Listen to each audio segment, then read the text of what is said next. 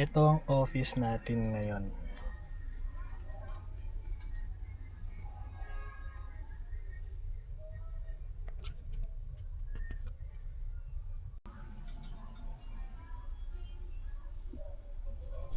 What is up? What is up? Pinabalik na natin yung harness ng auto. Ito, medyo tinatamad. Bakit? Patapos na eh. Pero yan na lang siya. 4 na connector. Ayun, hindi ko siya napaandar. Ayaw rin magredondo. Ayaw tumuloy mag-start. Hindi ko alam. So, minessage muna natin yung gumawa ng harness. Yun lang.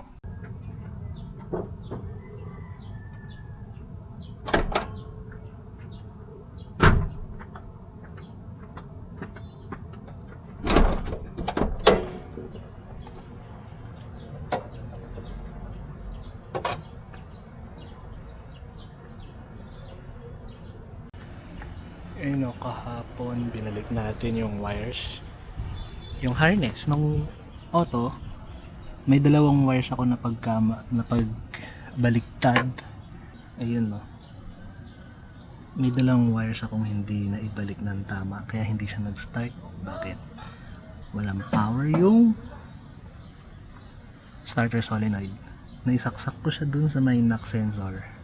Buti hindi siya nasira. So, note to self na tandaan, pagka may inaalis ka, ito turo natin siya. Ayun yung sa knock sensor, ito yung sa starter solenoid. Ang gagawin na lang natin ngayon, ibabalik lahat.